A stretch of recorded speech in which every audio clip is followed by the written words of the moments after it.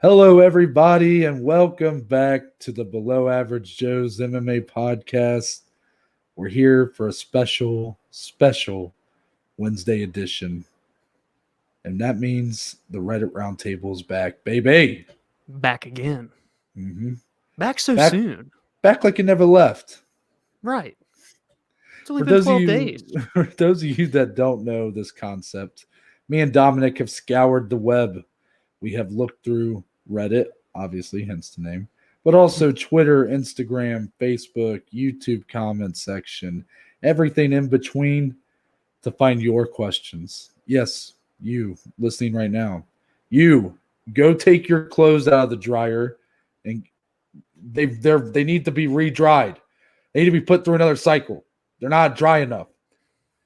Your clothes are going to smell. Anyways, I'm a bit confused. Oh, I know who I'm talking to that person. That's right, Jeff. Go do your laundry. Jeff, yeah. Anyways. You heard him. Anyways.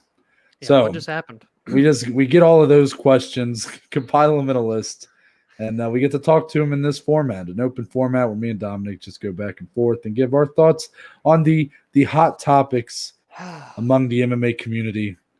This is the fifth time we're doing this, or sixth time. I can't really remember now. Something like that.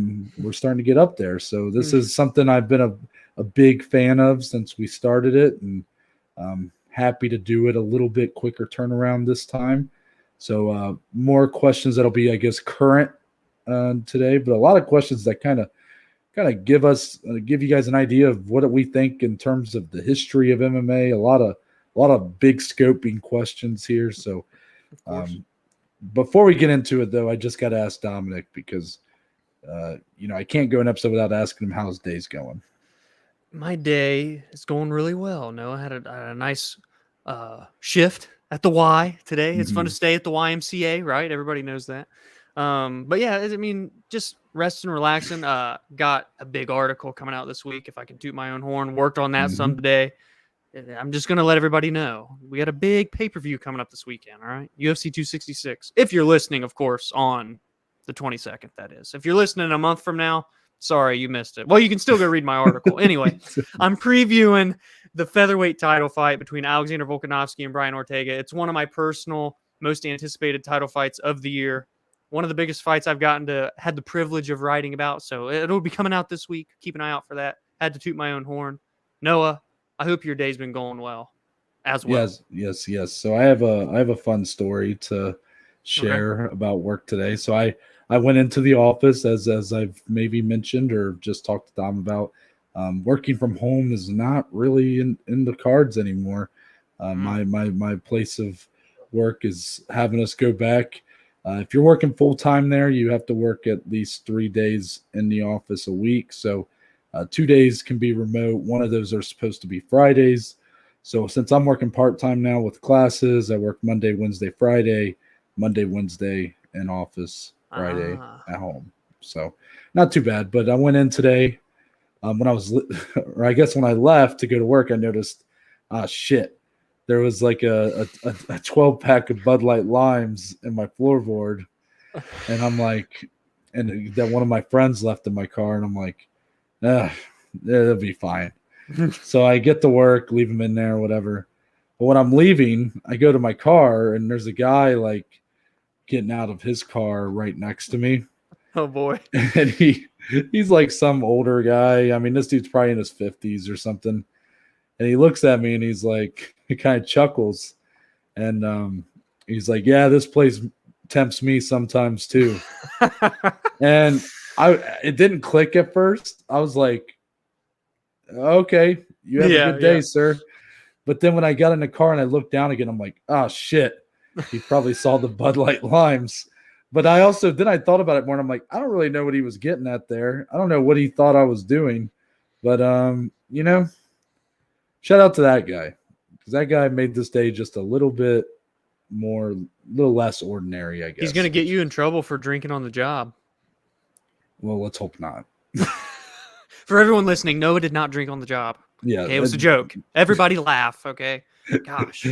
Yeah, Jeff, tough crowd. Go get your clothes out of the damn dryer. Gee, Anyways, let's just hop right in, Dominic. Yeah, we need to. Come we on. we got 10 topics to get into here. So, number one, we had a pretty big debut happen in the UFC pretty recently. Paddy Pimblett, one of those European stars that the Europeans, they really latch on to these guys and make their debuts feel like such big deals. Conor McGregor, Darren Till, guys like that, Michael Bisping, back in the day, stuff like that.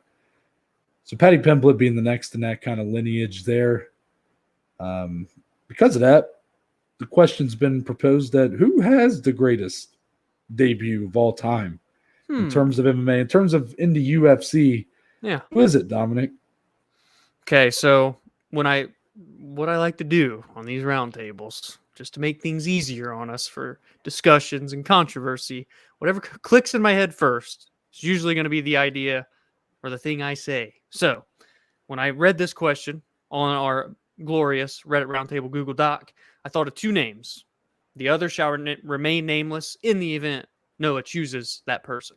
So my best, greatest UFC debut of all time, I got to go and be a fanboy here for a second, Noah, because I'm going Anderson the Spider Silva way back in the day. What was it, 05 or 06? It's been a long time.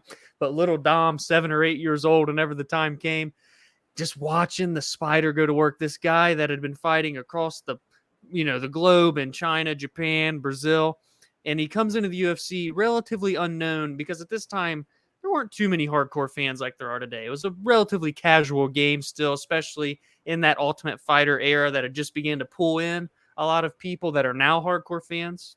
Here we are on this podcast, but I digress. And Anderson Silva comes in and dismantles Chris Lieben, made it look like he was an amateur in that bout. His incredible Muay Thai striking, his clinch work, his kicks, his hands, everything was flawless in that performance. And what's even better is when you look at that debut and what it catapulted Anderson Silva into, one of the greatest fighters we've ever seen. He goes right into a title fight against Rich Franklin, who at that time was one of the best fighters in the world, destroys Rich Franklin, becomes the champion, wins 16 fights in a row, nearly all of them in a glorious fashion outside of a couple. So when you embody the career of work and what it got kickstarted by in that fantastic debut against Chris Lieben that catapulted him into superstardom during those days, I got to go with the Spider, Anderson Silva. Yeah, for many people that might have been very hardcore into MMA at the time, Anderson Silva's win and the fashion it happened in against Chris Lieben came as no surprise. Joe Rogan has talked about that on his podcast before, how he was telling his buddies, like, bet the house on Anderson Silva and stuff like that. But not a lot of people were into the sport that heavily at the time. So Anderson Silva kind of comes into, it was the 5th card on Spike TV, the 5th ever fight night. And he comes in as this guy that was like, he was big in King of the Cage. He had a few fights in Pride. Come in not with the cleanest of records. He had some losses and stuff in his past. But Chris Lieben, very popular fighter at this point. Oh, yeah. Season 1 of The Ultimate Fighter, he made a name for himself. And he had a very fun, fan-pleasing fight style. So in steps Anderson Silva, who's completely unknown. Most people go, all right, Chris, murder this man. And instead, you start seeing some Matrix-ass shit in the cage.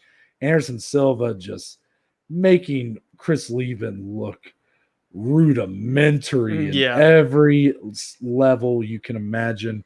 It was as one-sided as it gets. But that's Anderson Silva, man. And he would do that time and time again to guys that were better than Chris Lieben and make them look just as stupid. This really set the groundwork for what the career of Anderson Silva would really become known for. Exactly. Those kind of big fight field moments, stuff like that. Just great stuff. My answer, though, Dominic, I'm going to go a little bit, I guess, more outside the box, maybe. Maybe that's what you like to do on these roundtables. Yeah, I don't know if that's the way I would word it. Maybe this is the obvious choice for some viewers, but to me, this feels like an answer that you have to kind of think about and then go, oh yeah, I guess that makes sense. My answer is Royce Gracie. the guy who he won his first fight at UFC 1. So what a way to debut it, but at the very first. Yeah. This was back in the days, the very beginning of the UFC, where it was one-night tournaments. Everybody was very specialized. Royce Gracie coming in with the Gracie Jiu-Jitsu, going up against a host of fighters with different martial arts that they were very good at, whether it was kickboxing, boxing, freestyle wrestling, so many different kinds, stuff. Sometimes it was stuff that was made up. It appeared, things like that. And he went through everybody. And not only that, but this whole event, I believe his father had a big hand in this event being held, because the Gracie tapes were becoming more and more popular at the time. The Gracies had an ad in Playboy where they challenged any gym or dojo in America to a grappling match, and if they won, the Gracies would pay them $1 million. That's next level. The Gracies did not have $1 million, but that's because they knew they weren't going to lose. So the Gracie tapes became a host of VHS tapes where they would go to these gyms and just squash the opposition.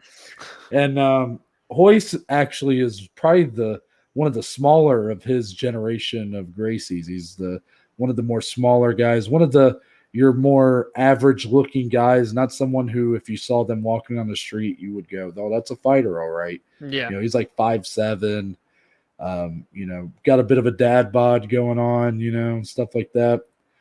But the whole point was put Royce in here because of that, and that'll be to their benefit. Once he runs through the competition, these guys like Ken Shamrock and these other guys that are so big, a sumo wrestler in here, Taylor Tooley, Gerard Gordeau, this really tall, lanky guy from, I believe, from Europe.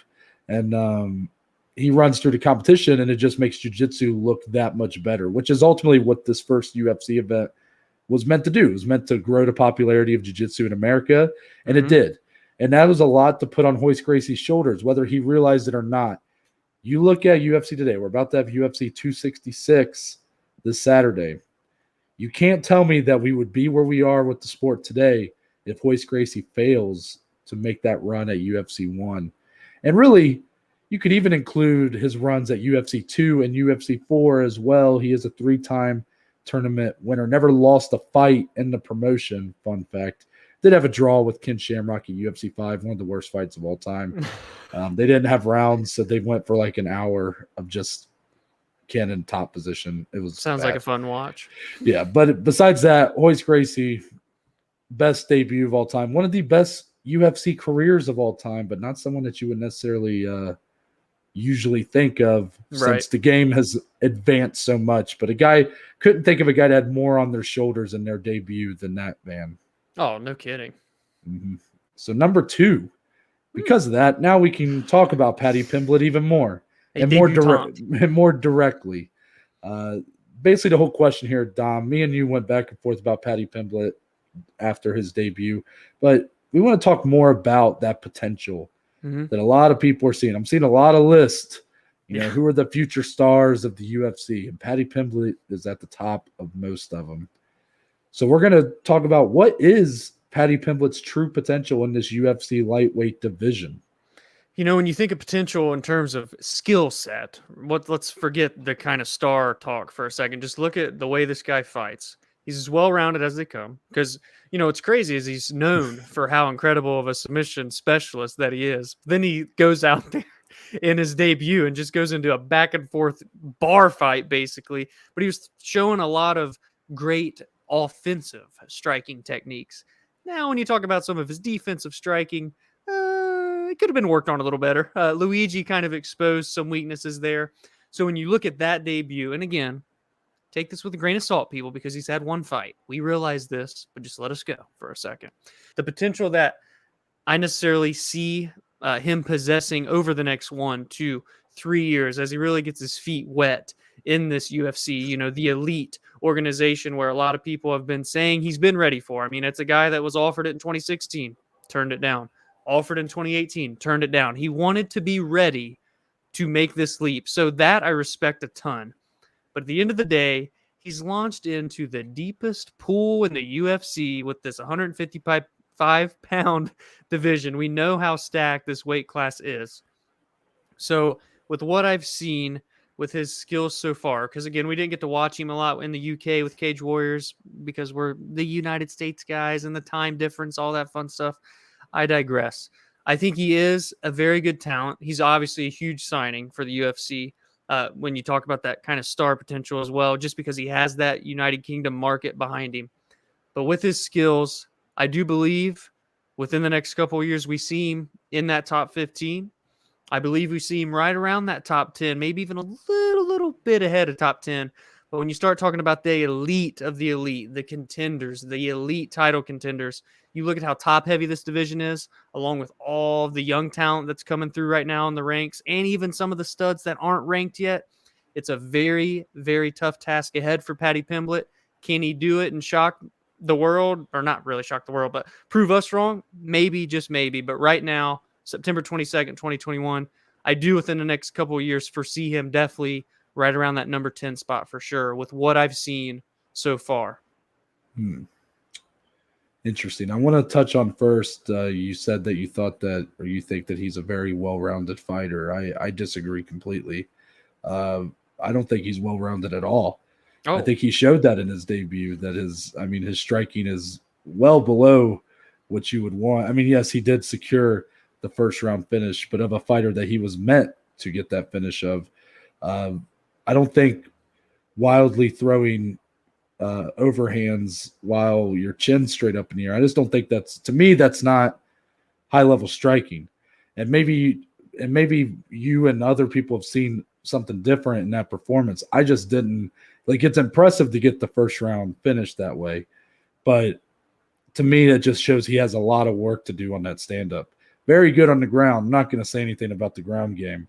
And, I've been probably a bit more critical of Paddy Pimblett on this podcast, and I'm going to stick to that here. I don't think his potential is very high.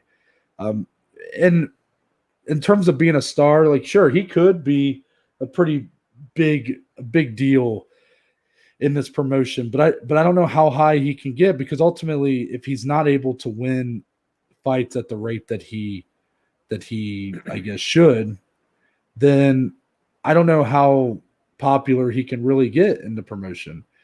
You know, could he get as popular as like Mike Perry, where the hardcore fans love him, but you know, because he's a fun fighter and he's got that crazy personality, and you know, it doesn't really matter how many wins or losses he has. Maybe, but I mean, would that be considered a success if he's just at a Mike Perry level? I don't think so. So for Paddy Pimblett, I ultimately think that what's going to prevent him most from ever reaching top 15 status, which is my prediction right now, I'll go out on a limb and say it, that I don't see Paddy Pimblett being a top 15 fighter in the lightweight division, at least never consistently in his career. The biggest reason for that, I think, is kind of himself. And this isn't my place to tell him that he shouldn't do this. This is just the nature of the beast a little bit. I think the way I see his career going can very much compare to a guy like Mickey Gall. Mickey Gall, while, you know, again, different in the sense that, you know, Paddy came in with a lot of hype. Mickey was just put in a very high-profile bout to start. Right. So that's where there isn't much of a similarity, but I think it gets more similar as it goes. Mickey Gall, a guy that was, I think, 2-0, had one UFC bout against these 0-0 Mike Jackson, got a win there, and then gets put in a CM Punk fight. CM Punk, again, 0-0, WWE superstar, UFC 203, put as the feature bout. You know, this is a guy that's 2-0 in his professional MMA career against a guy 0-0. We know it was a big deal, CM Punk, you know, that crossover appeal, and good for him. But that fight was big, and Mickey Gall squashed CM Punk. Yeah. And we know now that, and even then, if we didn't, we should have, that was the only result that was going to happen. Right. So he comes off of that, and he kind of made a name for himself. And that was a smart call out, man. He called him out It was on that his debut for in terms of his professional MMA career. It was on Dana White looking for a fight. He said, "I want to be the debut bout for CM Punk." Smartest call out that kid will ever make. Genius. Smartest decision a guy that age has ever made in their life. Yeah. And he was able to capitalize on it for sure for a while. Got a couple big wins after that, including Sage Northcutt. Yep. That was a big win. Another kid that had kind of been over promoted, maybe overhyped a little bit. But then you saw around UFC 217. This is when Mickey Gall gets placed in a bout with Randy Brown. He loses that one. After that, it was kind of a 500 go for Mickey Gall. He was always put in pretty big fights that were, whether it was on that biggest pay-per-view of all time, maybe UFC 217, it was like one of the headlining prelims. Mm-hmm. He's been really high up on pay-per-views with guys like Diego Sanchez. He was the co-main of a fight night that was headlined by Dan Hooker and Dustin Poirier. He co-mained with Mike Perry. He's had these really tough losses, but he's constantly been thrusted into these high-profile fights. And I think that's been kind of to his, at times, his chagrin. It's not always been to his benefit to be in that position because he's still he's not as young as he was when we first watched him, but he's still a young guy, a guy that's still developing in a lot of ways. Mm-hmm. And he's kind of had to try to grow into the sport and really grow into who he is as a fighter while fighting on very big stages bigger than most in his position would have to. And while, yes, he did ask for that in the sense that he wanted that big debut, he got that, he got the payday from that, was able to make more money probably than he ever would have if he hadn't gotten that CM Punk fight. But the problem is that it was like short-term a great idea, and maybe the money he made is enough to where it's like it doesn't even matter how competitively, if he goes 500 forever, like it doesn't really matter. Yeah. But competitively speaking, I think it's harmed his potential long-term because if he had just been able to grow at the rate that most UFC fighters do, where they start low on these cards and, they get wins over guys that are at equal footing as them, and then they kind of get right up the ranks a little bit. He didn't really have that. He's fighting guys that have way more fights than him, that way more experience, way bigger, I guess. They're just a lot better fighters, but, he was making enough money to where it was kind of like a necessity for the UFC to continue putting him in big bouts against Mike Perry and Diego Sanchez. So this is what I worry about Paddy Pimblett. Same thing. He's got the character. He's got that talking ability. He does have a very fun fight style. Great grappling. He's willing to stand and trade on the feet for sure. And while I might have something to say about his stand-up, it was able to put someone away. Doesn't mean it can't happen again. Yeah. I just think that more times than not, the higher he goes, that's just gonna. If he fights like he did against Luigi Venramini, he ain't winning most of those fights. That's just the way it's gonna be. Right. But all in all, I like Paddy Pimblett. Well, we do like Luigi too. Yeah, yes, I do. I like Paddy Pimblett. I like his he just gets in there and he's like, I'll trade, I'll go to the ground, I'll do whatever. I like his personality. I'm just not very optimistic about his long-term future, and especially considering how highly people are kind of touting him already when his debut was against a guy who, yes, I thought Luigi showed some good things, but by all accounts, Luigi Venramini is barely UFC caliber and nearly put his lights out in the first minute of that fight. I just don't know if that really garners the kind of attention it's gotten. Mm-hmm. So that's all I worry about with Paddy Pimblett. Very long-winded answer. I don't expect most people to agree. I think time will tell. For all I know, he's going to end up being a huge star and win all these bouts, and I'll have to eat my words. But maybe call it overreactive for one fight, and you would probably be accurate in that. I'm not seeing it, and I'm worried about these things that I'm talking about, and that's pretty much it for now. There it is. All right, number 3.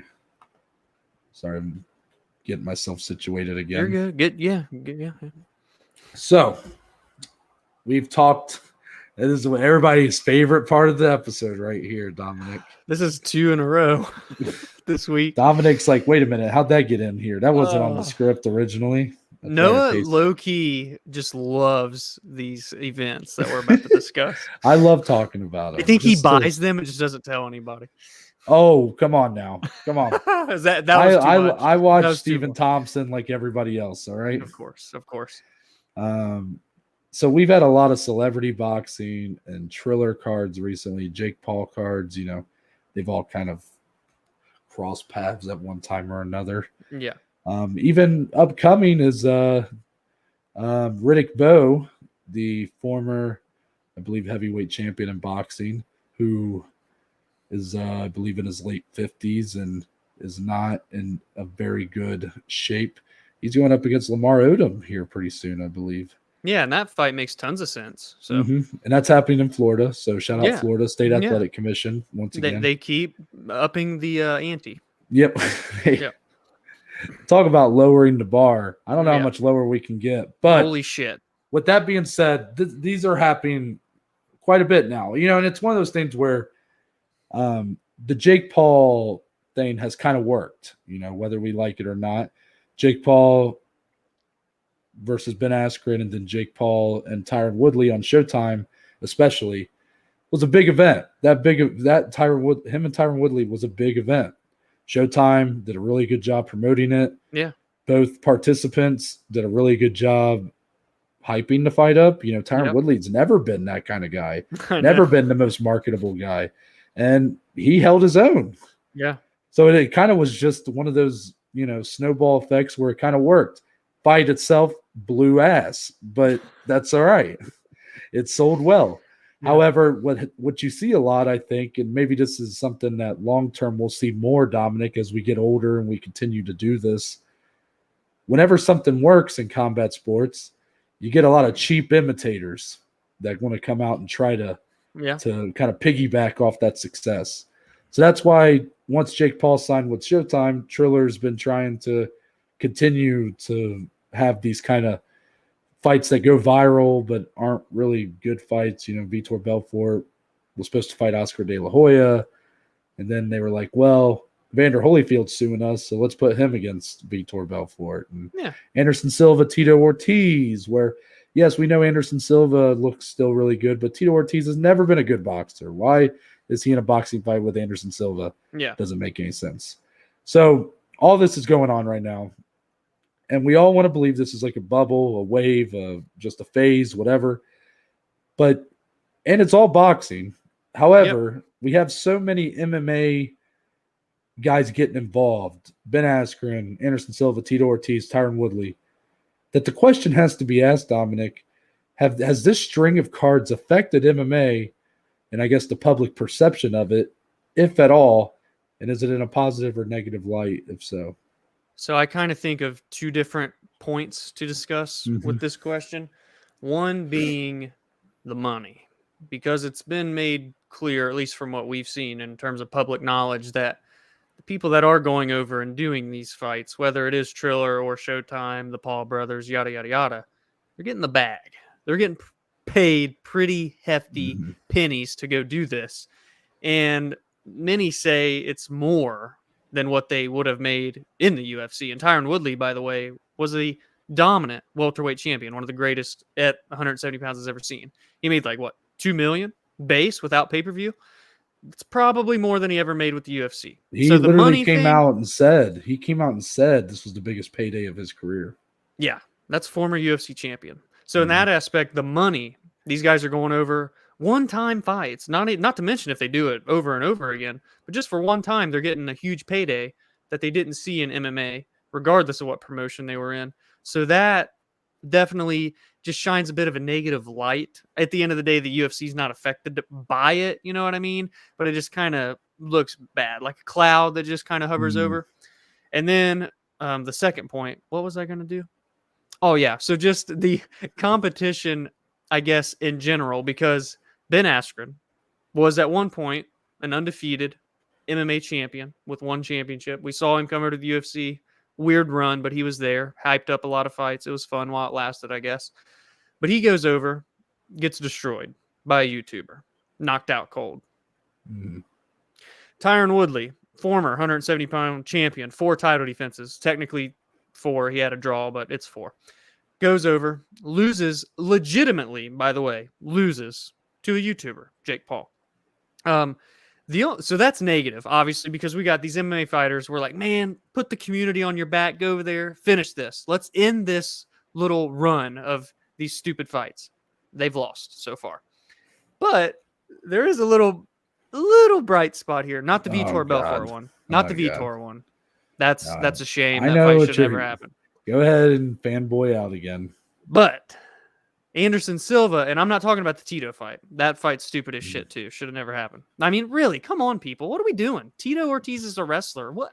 I don't know where Triller pulled that rabbit out of the hat from. I don't know either. Anyway, he did legitimately go over in boxing against a former world champion boxer and beat him over the course of 8-10 rounds, whatever it was, and won a decision and looked fantastic. So, out of the couple tries that the MMA fighters have done in boxing, there has been one bright area, but overall, it definitely doesn't look good when MMA fighters, but MMA champions are going over and losing these fights. And I know that they're not boxers and they never have been professional boxers, so it shouldn't make them look as bad as what it's perceived as. That's just kind of the state of where we are right now with this whole thing. So those are kind of the 2 areas where I feel like there was an effect, quote unquote, that I wanted to discuss there. Curious to get your thoughts, of course. Yeah, you raised some good points there. I want to start actually with your second point where you're talking about the competition itself. Yes. Losing, Yeah. Okay, I kind of blanked on it as I was about to talk about it. Yeah, so that was our biggest concern, Dominic. I remember when this was coming about, Jake Paul, Ben Askren, we're like, okay, this can't happen. We're like, we can't be having, Jake Paul knocking out, who we know Ben Askren to be one of the worst for a guy that's in his position that was really good in MMA. Yeah. One of the worst strikers in his position. Yeah. But with that, for Jake Paul to be able to say, like, I knocked out a world champion mixed martial artist. Yeah. And he did. And it didn't look great. But then then him and Tyron Woodley gets announced. And we're like, oh no, it can't happen again. Not with the UFC champion. Not with the guy that actually can throw some bombs. Yeah. Tyron Woodley. Again, still a wrestler, still a guy past his prime. But like, again, this is a guy always that's trained had the power his whole life, in MMA. Yeah. And he didn't get knocked out, but he won the fight. Clearly won the fight according to most accounts. Again, we didn't watch it, but we know what we've heard. Yes. We're not going to pretend like we heard anything else. Yeah. And what was weird, though, was I almost think Showtime has done such a good job at promoting that fight that they've made more people than ever believe that Jake Paul is a legitimate boxing threat, which because of that, I don't know if this really affected MMA at all. Tyron Woodley lost, and I didn't hear anybody talking about, do MMA strikers not have good, or do they lack a boxing ability and things like that? I didn't hear any of that. And I thought if that was going to happen, I was like, if he beats the UFC champion, oh my God. Yeah. And it didn't. And I was like, well, maybe they've just done too good of a job of promoting this guy. Right.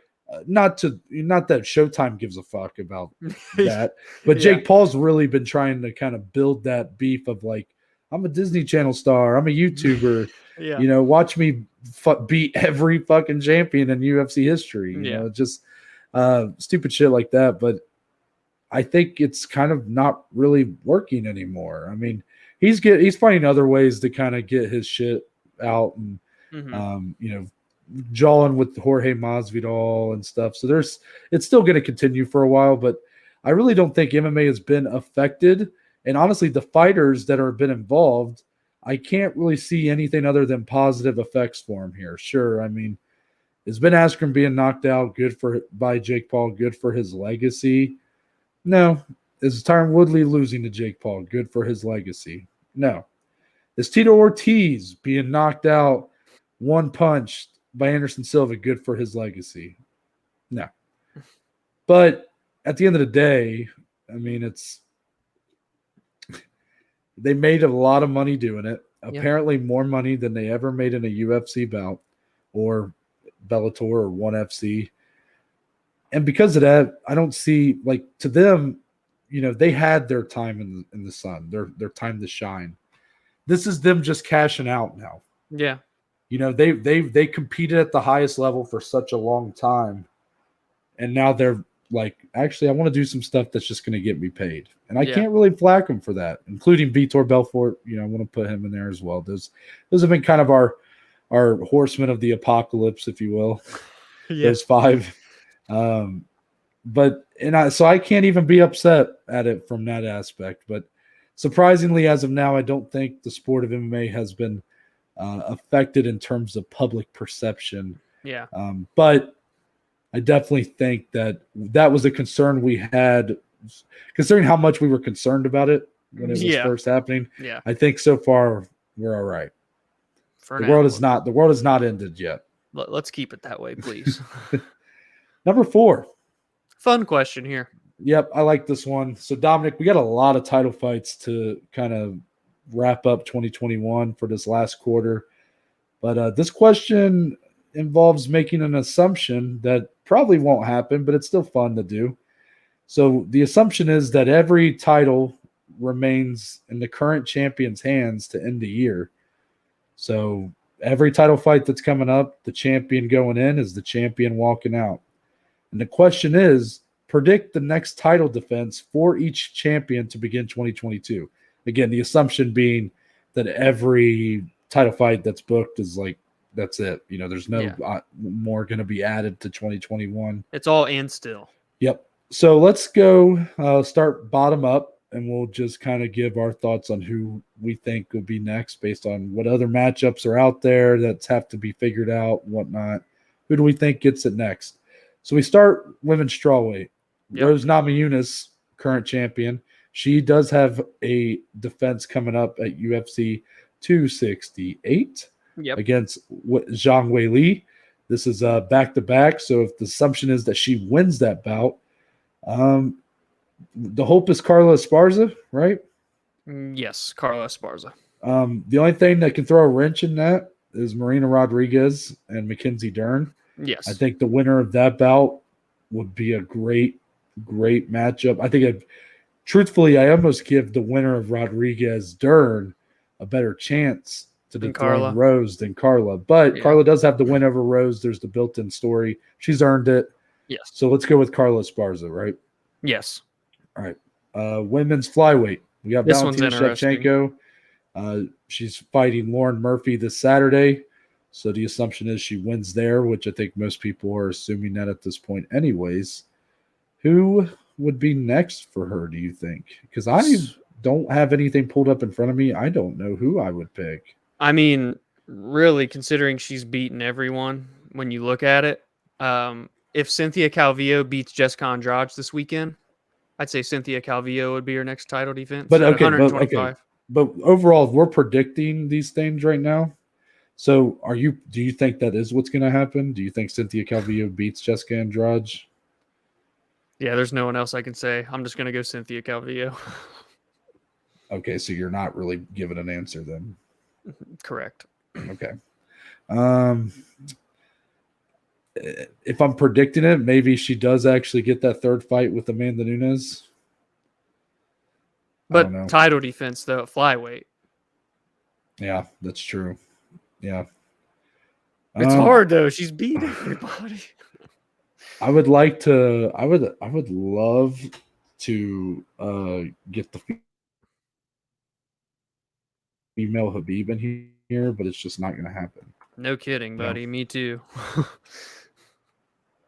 Let me look at the list and see. It's just hard when literally 1 through 5 she's already beaten. Yeah, basically. Who's Joanne Calderwood fighting next? Oh, I don't remember off the top of my head. I think no, it's Alexa Grasso later this year. If Alexa Grasso wins that fight, that might be. I really like Alexa Grasso. She's good. Do I think Alexa Grasso beats Joanne Calderwood? That's a tough fight. That's a good fight. Yeah. You know what? For shits and giggles, I'm going to go with Joanne Calderwood. All right. She's kind of the odd woman that's out that kind of earned it at one point and then lost it. Yeah. So I'll go with her just by default. But yeah, that's a tough division to sort out. Women's bantamweight. Yeah. Amanda Nunes is capping off the year, UFC 269 against Juliana Pena. We do have some matchups being kind of brewed up here, Dominic. So who do you think she starts out 2022 defending the belt against? Aspen Ladd.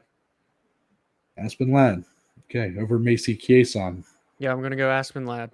I've always been high on her. I'm still going to ride it for now. I think Irene Aldana is an interesting pick. However, her losing her fight with Jermaine Durandamy, that hurts. Makes that tough. So, again, this is prediction, so it's not necessarily the fight I think should happen. It's just what I think will. Right. I think the winner of Ketlin Vieira, Miesha Tate, is actually a realistic. That's a player for sure. It's a realistic fight considering Aldana and Aspen Ladd are definitely up there for sure. Holly Holmes fighting that. Well, that'll actually be something we can get into. Yeah. I'll go with Ketlin Vieira could win that fight. I'll go with Miesha Tate though. I think they might run that little one rematch. Big name, Do I think it should happen? No, but ultimately she's a big name that's looked really good so far. We'll see how she looks against Vieira. I could see her winning that one. Women's featherweight, we actually can give one for this. There's one scheduled bout for the division. Holly Holm and Norma Dumont. You know what? I'm going to go Norma Dumont, damn it. Same. I'll do it too. Even though Holly Holm's probably going to win that fucking fight, and we can maybe that'll be the nail in the coffin. For fun, I'm going to go Norma Dumont. And Amanda Nunes probably wreaks havoc over her in the cage, and then we just say bye-bye to the division. I don't know. There we go. Yeah, so those women's divisions, I promise you guys, this will get a little bit more fun. So flyweight, Brandon Moreno announced. This one's interesting because when I found this question, I was under the assumption he would be defending at UFC 269 against Alexandre Pantoja. Of course. However, Pantoja not being available, Davison Figueiredo will get the rematch or the rubber match in some ways for their trilogy. Kinda, yeah. Yeah. So assuming Brandon Moreno comes out on top there, that is the last pay-per-view of the year, so maybe sometime late spring, early summer. What do you think Moreno defends next? I'll stick with Pantoja. I really think that those guys really want to fight each other. I think Pantoja's earned it. He's got wins over Moreno in the past. I'm going to go with Alejandro. Do you think he'll have to win another fight to secure and keep himself in that number one contender spot? Right now, my mind says no. Okay. We'll see. See, I have a feeling Pantoja and Askar Askarov may end up getting matched together. But I'm going to go with Pantoja as well. I actually think he might be able to win that fight against Askar Askarov. Yeah. May not be the smartest pick, but I really like him lately. What he's doing right now, though. He does look really good. Yeah. And that win over Roy Val and Manel Cape before him, very impressive. Oh, yeah. So here's a controversial one. Aljamain Sterling. Oh, crap. Yeah. So assuming Aljamain Sterling is able to do what nobody expects him to do right now and hold on to that title against Peter Yan. This is probably the most fun this question's going to get because I don't expect Aljamain Sterling to beat Peter Yan at all. And maybe that's not fair to him. But Dominic, is it got to be TJ Dillashaw after that? It has to be. I'd have to imagine, right? I mean, it was kind of locked in stone, and he's getting the knee surgery, but he'll be ready early next year. I think it's TJ for sure. Sorry, I bumped my mic. Yeah, You're TJ good. Dillashaw for sure. I'm trying to think if there's anybody else kind of in here that could maybe. All I'm saying is I need Sandhagen and Rob Font booked. That's the fight I want. I mean, Rob Font also could throw his name in the hat. A lot of it depends on availability, of course. Yeah. I'm going to assume that Sterling Dillashaw happens because Dillashaw's just a bigger name.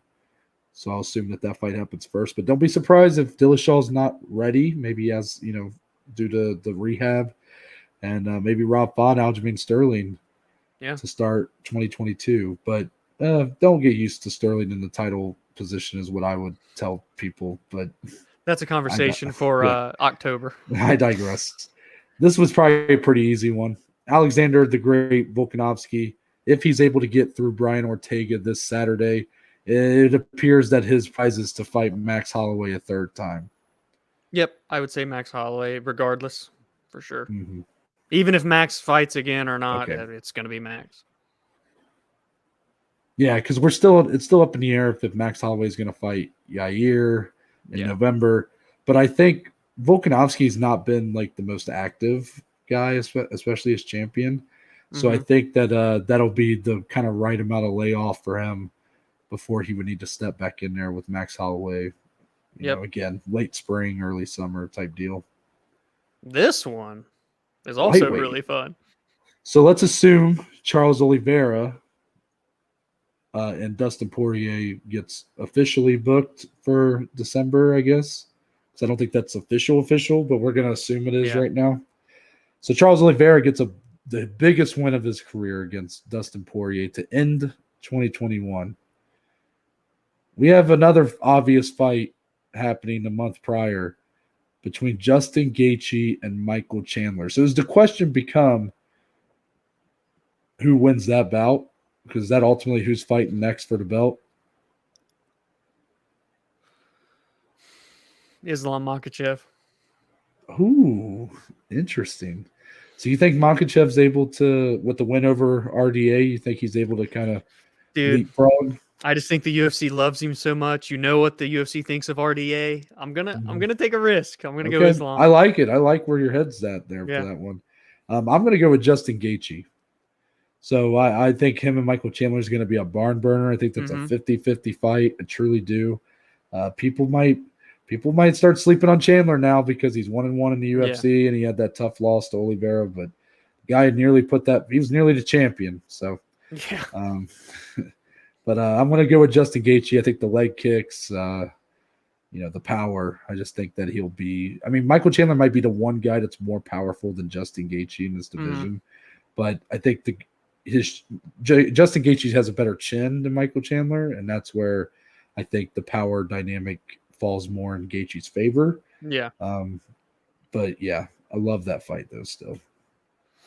Kamaru Usman in welterweight. He's got Colby Covington for a second time coming up. A lot of potential rematches, Dominic. Kamaru's been a pretty active champion, so that might give certain guys an opportunity. But based off of a lot of the talk, we're not a lot of these guys. We might be getting some bouts scheduled for the end of the year that haven't been announced yet. Guys like Gilbert Burns, Leon Edwards, Vicente Luque. They're all calling out people. Luque calling out Nate Diaz, Edwards and Masvidal having some words. Gilbert Burns trying to throw his name in the hat. Ultimately, if Usman gets past Covington, where does he start 2022 at? I think it's Mr. Vicente Luque, Noah. I really do. I think regardless of who Luque fights next, I think he's really came into his all right now. Fan-friendly fighter. And most importantly, it's a fresh matchup for the champion, Kamaru Usman. I think Vicente Luque has already intrigued him and his manager, Ali Abdelaziz. And I think that's going to be his next title defense, Vicente Luque. I'm going to do it, Dom. All right. I'm gonna say it. Wait. Leon Edwards. Oh, good for you, Noah. I'm glad to see you put your bad blood to the side. See, this is the thing. I don't dislike Leon Edwards, but I will admit I've not been the guy that's been like, give that man a title shot now. Yeah. But I will say if he smartens up, and I God damn it, I'm gonna believe it. He's gonna smarten up and take the Masvidal fight in January that is supposedly on the table. Yeah. So my belief is that fight will headline a fight night in January. Jorge Masvidal, Leon Edwards. Leon Edwards, I think, probably wins that fight. And ultimately, I think it'll basically be him or Luque, but I think Luque and Nate Diaz is a matchup that we'll also see. And beginning of next year. Edwards, I just have a feeling will take maybe less damage than Luque in those potential matchups, and Edwards Usman too. That's where I'm feeling. All right. Israel Adesanya. This actually might be the easiest one. Yeah, he's not booked. He's not booked, but he gonna be in January. We hope. Yeah, that's what it looks like. Robert Whittaker, let's go. UFC 270 better be the headliner. Yeah, I'm going Rob as well. The Reaper. Let's do it. Not even gonna waste another second on it. Hey, now this one's kind of fun too. This one is definitely Jan Blachowicz defending against Glover Teixeira, UFC 267. Can't wait for that. Blachowicz gets past him. Got some fun contenders waiting in the wings, don't we? We do. So, is there any assumption to be made that Yuri Prohaska and Alexander Rakic actually end up fighting to end the year or to start next year?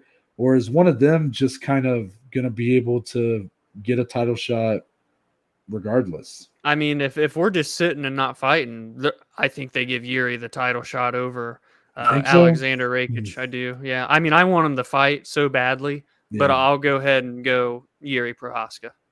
Next title defense. It's tough though, man. Like, what's going to happen? I'm trying to think of some, because we're, a lot of these are kind of falling in line with what we think should happen too. And the UFC does give us the fights we want most of the time. But I will say that there are some times where when they announce a matchup for title fights and stuff, I'm like, that was not where I was going to go at all. Yeah. So because of that, I'm trying to have a couple of those. So I'm going to throw one at you. Okay. Anthony Smith.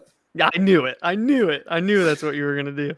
So I think because I think Rakic and Prohaska might get matched up to kind of start next year, if not end this year. And with that, I don't know if they'll be quite ready for Blachowicz. Maybe Blachowicz will be ready to go in February or March. Might be too close too soon for either of those guys, depending on how that fight goes, because that could be a bloodbath. Oh, yeah. So I think Anthony Smith, I think he earned a lot of respect on Saturday night. Jan tweeted him, too. Yeah. Again, not necessarily the guy I would give the title shot to, but it's not one I'd be upset at either. I know I kind of worded it like, oh, they're trying to think of someone's just not a guy that I think people are expecting to get that shot. Yeah. But wouldn't surprise me if Jan would be on board with it too, would kind of want to give him that shot, So I'm going to go with the feel-good one and Anthony Smith. I like it. I like that. So, and I mean, actually, this one might be the easiest one. No, Francis Ngannou. He's not scheduled for the rest of 2021. I guess the biggest question, Dominic, is do we actually see Ngannou and Ciryl Gane combine their titles into one? We do. Is that what we're getting next? It fucking better be. I'll tell you that much. That's a fight I need to see. Inject that. John Jones, again, are we even going to see the guy fight? I mean, let's be honest. I don't know. So, yes, Ciryl Gane, Francis Ngannou. Let's unify them belts. And then maybe we'll revisit the John Jones conversation. Yeah, unify, not combine. Sorry. Yeah. Come on, Noah. What are you doing? I'm going to have to say the same. I want to throw a fun one in there, but I can't. My God, if that doesn't happen. I'll cry. Maybe we'll get another interim fight. Maybe they'll strip Ngannou for no reason. Yeah. And then Stipe gets gone. And then Ciryl Gane fights Shamil Abdurakhimov when he beats Kostakis. So what's question 5? Okay. That was fun. That was fun. So, yeah, number 5. Okay. Oh, this is one that Dominic has provided for us, and I hope I'm still, this one's still like I'm still. I remember which answer I'm going to give, but it was a struggle. It's a bit challenging, yeah. So the question is, what's the best 5-fight run any fighter has had in UFC history? Meaning any stretch of 5 fights where you looked at that and you're like, that is the best stretch any fighter has ever been on. So a lot of your top dogs through history are going to be at the top here, but man, there was some sleepers on here that could have been, maybe not the best, but in terms of even guys that hadn't won belts before, I was like, wow, they really had a really good run. Tony Ferguson, guys like that. So Dominic, I set it up, but I want you to go first. What's your answer? So it came down to 2 for me. Again, as Noah said, it was hard because not a lot of people in the UFC go on win streaks, especially 5 or more. Yeah, it's a lot. So that does narrow your list down to a certain extent between some pretty elite level talents that we've seen. Like I said, it came down to 2 for me. And as bad as I wanted to be a homer for the guy back here on my wall, Stipe Miocic, I'm going the other way and a potential future challenger for Stipe. Anyways, John Bones Jones. Now, you may ask, well, what run of 5, considering he has went on a numerous 5-fight skid, or not skid, but win streaks throughout his career. So this specific section is the one I'm going to go with. So we start fight number 1. John Jones becomes the youngest person in UFC history to win a championship belt, and he does that against Mauricio Shogun Hua, absolute legend of mixed martial arts.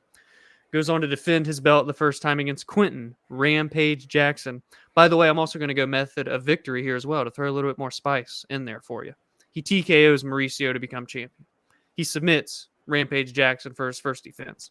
He then goes on to submit Lyoto Machida, literally left him out cold, and then he face planted on the ground. One of the nastiest walk-off pictures you'll ever see in history of UFC. Woo!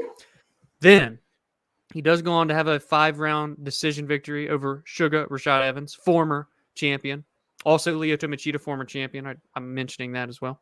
And then to cap it off, that 5th win, a submission victory over Vitor Belfort. That to me, especially he was 23, 24, doing this against legends of the game. And you may sit here in 2021 and look at these names and think, huh?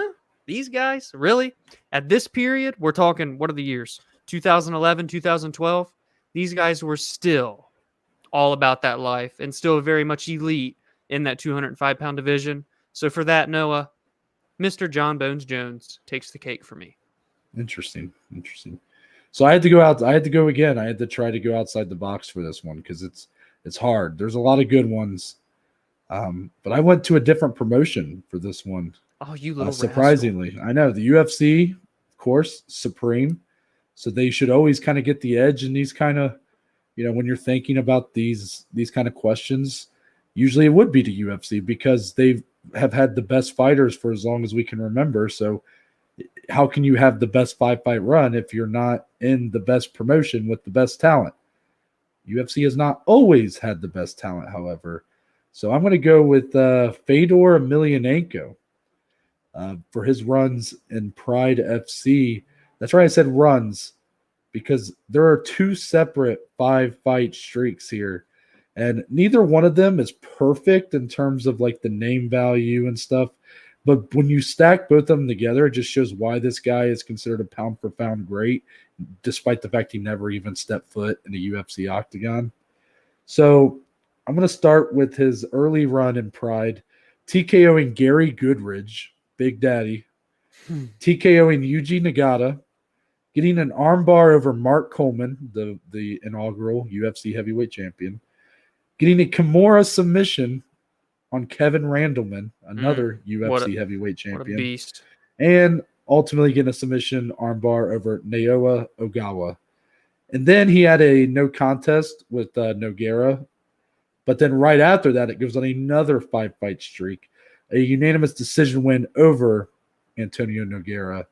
Minotauro, one of the pound-for-pound greats as well. Yeah. That was probably one of the biggest fights in Pride history. Mm-hmm.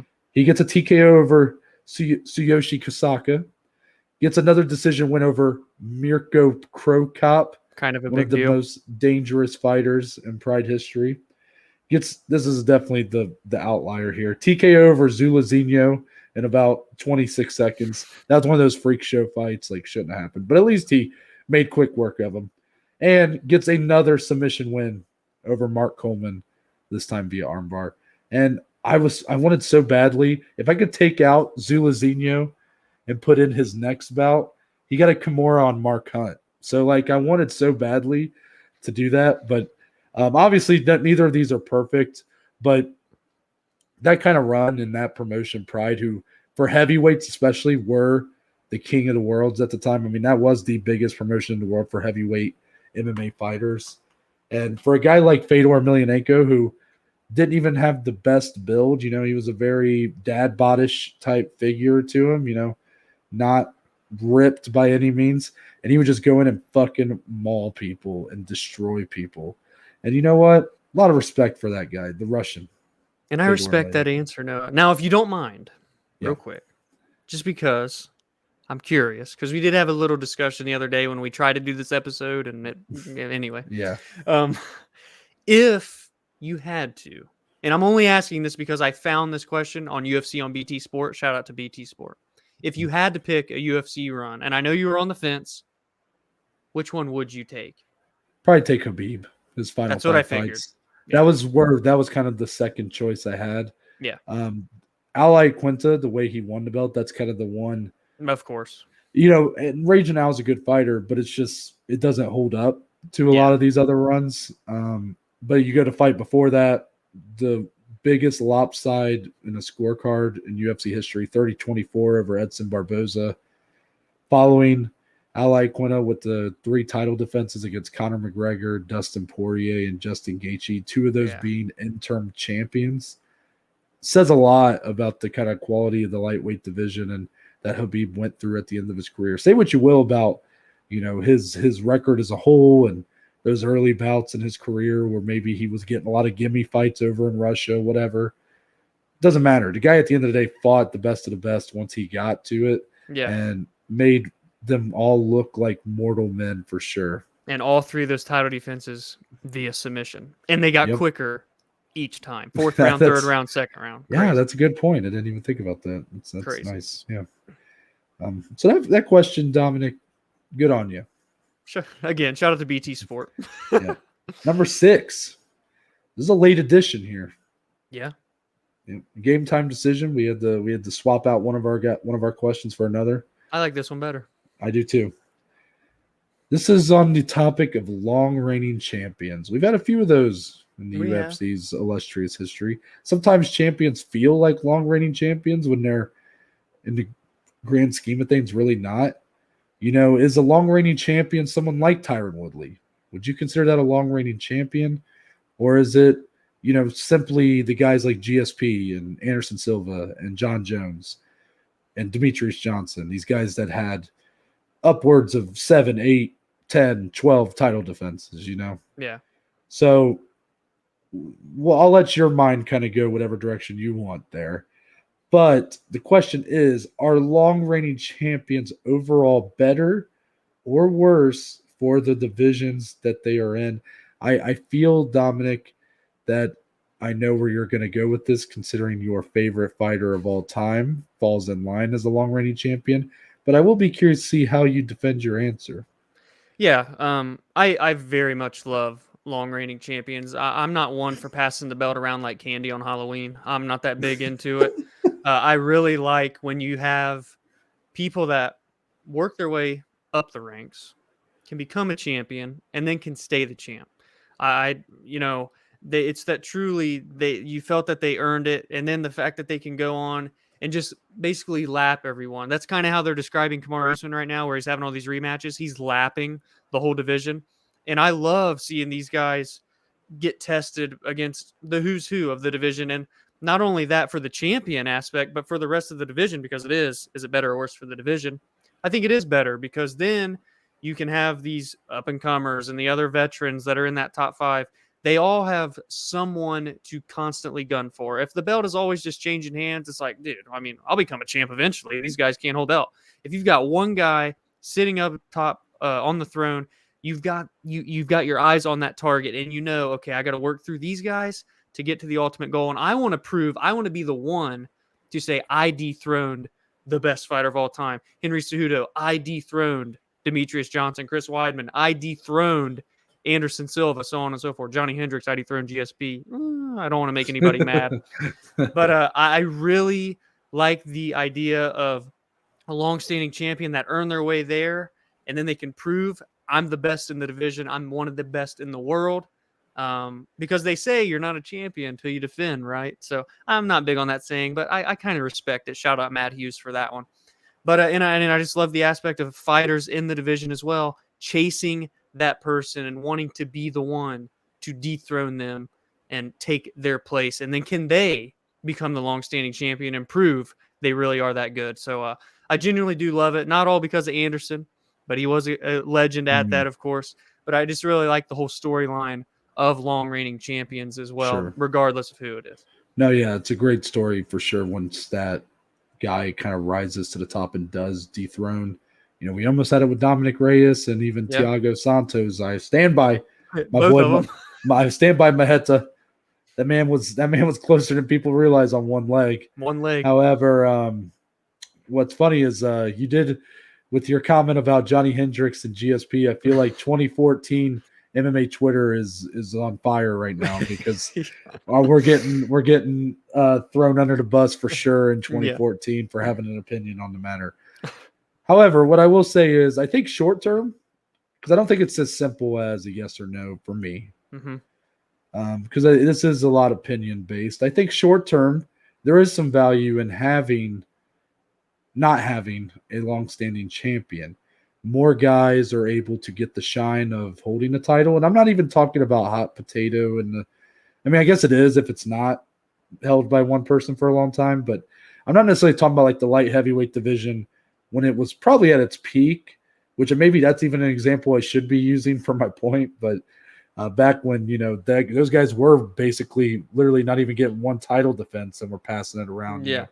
I think it was Chuck Liddell lost it to Rampage, who lost it to Forrest Griffin, who lost it to Rashad Evans, who lost it to Lyoto Machida, who lost it to Shogun Rua, who then lost it to John Jones. Oh, and then there's that guy, yeah. And I'm pretty sure Rampage had, I think, one title defense against Dan Henderson, but I don't think anybody else. And then Shogun technically had the title defense over Shogun. Lyoto, I don't know if I said that right. Wait, Shogun over Shogun? Lyoto had the title defense over Shogun. Very even though everybody thought one of the worst decisions in UFC history, ran it back. So that everybody else, though, passed it along. Just, here you go. Here's the belt.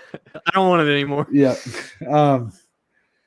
But that division was probably the best it's ever been at that time. But that was a lot of star power, not really because of the whole belt being thrown around. So what I'm thinking of is let's talk about when John Jones decided to leave the light heavyweight division. I think short term, for the last year, I think it's been good for the division. Jan Blachowicz was able to become champion and really make a name for himself, have a nice run, fight without Adesanya was fun, stuff like that.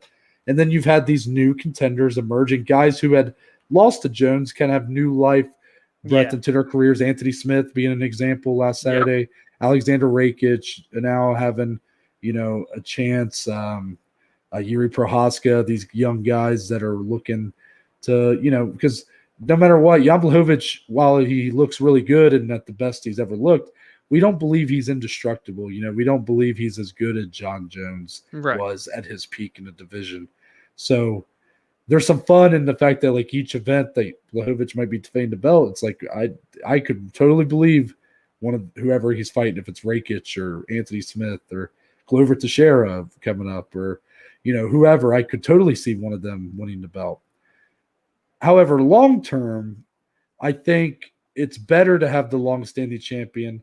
And in this case, I think the light heavyweight division lost a little something when John Jones left, because imagine if John Jones had to defend against Jan Blachowicz and would have lost to Jan proper. I mean, I'm not saying it would have happened. I'm just saying if it had, imagine the kind of respect Jan Blachowicz would have gotten then. Oh, yeah. And while now I think he has gotten a lot of that respect. I think the win over Adesanya gave him a lot of that. Yeah.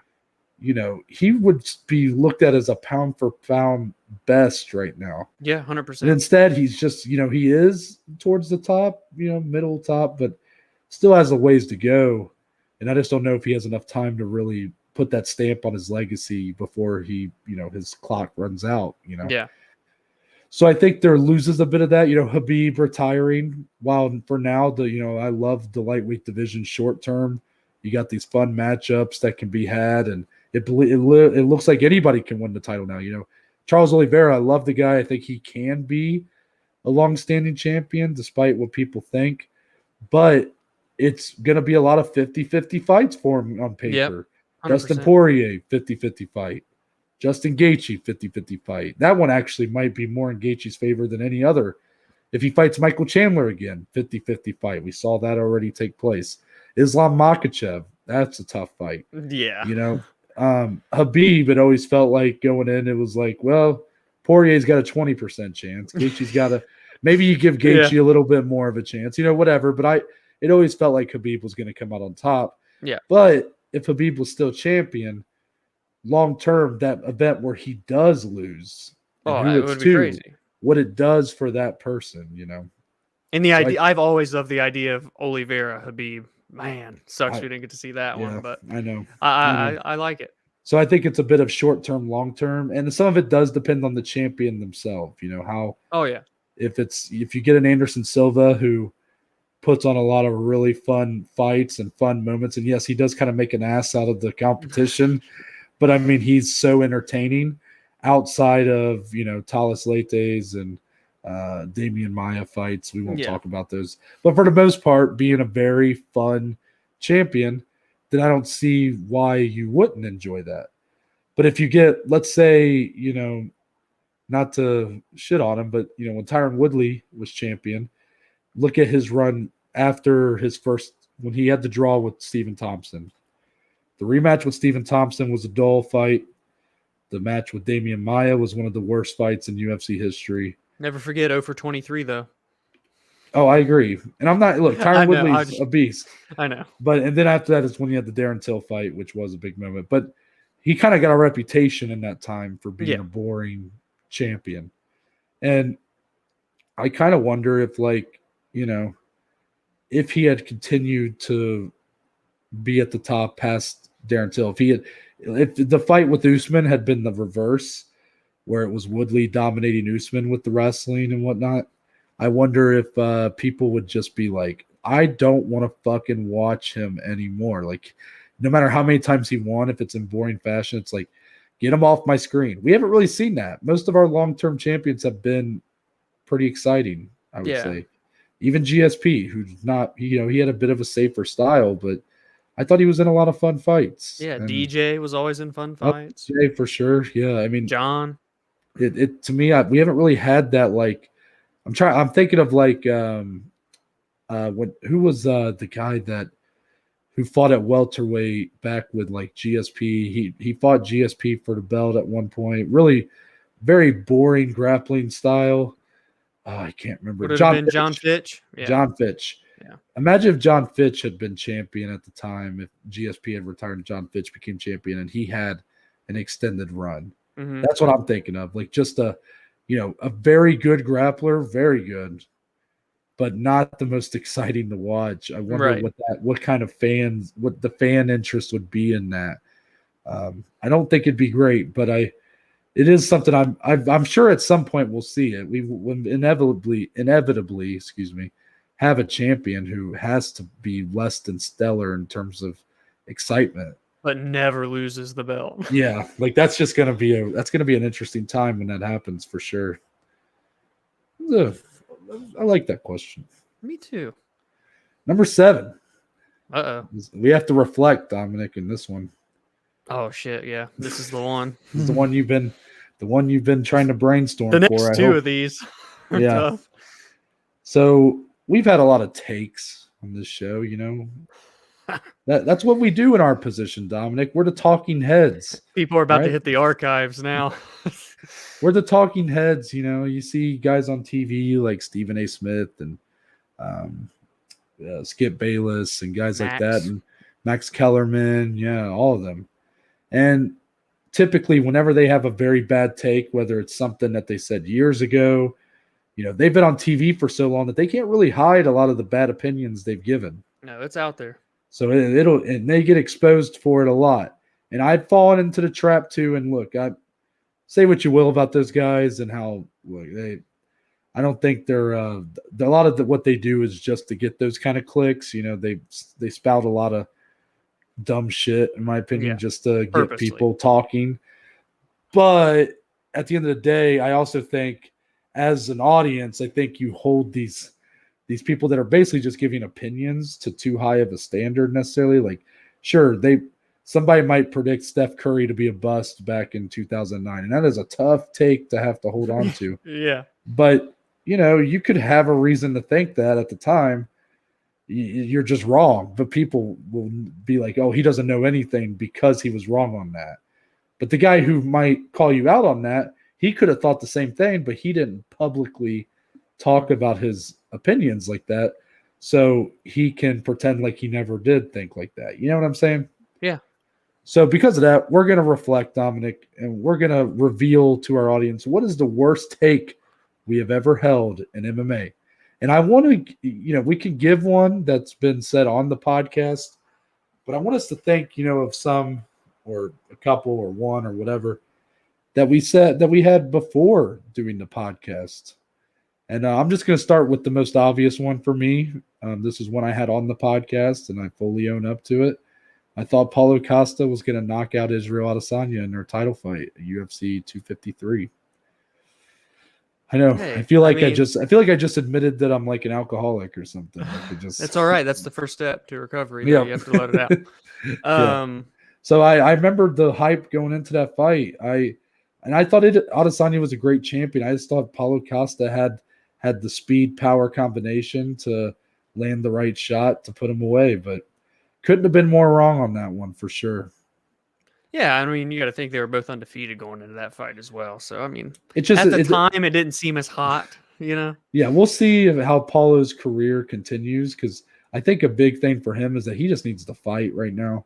And for all we know, he'll get in there with Marvin Vettori and put on like a really good performance, and then people will kind of start to forget about the Adesanya fight a little bit. But the longer he goes without fighting, the more I have to hear about how wrong I was for having that opinion. I remember – actually, this was early on in our podcast days. This was like a month and a half in.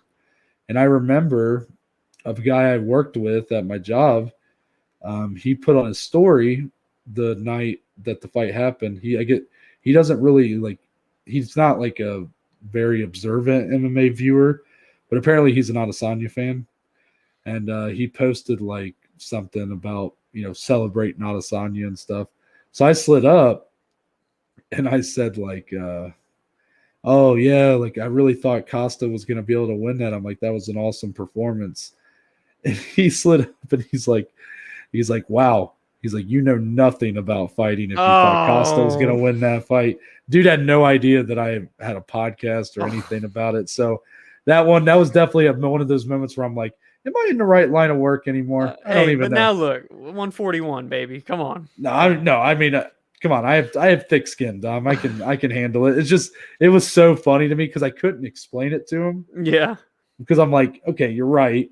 I don't know shit about fighting. But I'm like, but what's so funny is that dude had no idea. Might have no idea to this day. I have a legit an actual podcast about it. I'm not saying that means I know anything about fighting. I'm just saying that I don't even think he understood how passionate I am about it, I guess is what it is. Yeah, he's he's like, what a casual. Yeah, I mean, well, he's the guy that I'd never heard talk about fighting. He's not really into it like that, but loves Adesanya, which it's not the same as Conor, so I guess he is maybe, a step up or something, but he feels he's a casual in the sense of a lot of the Conor fan base when they come and only watch the Conor fights. Yeah.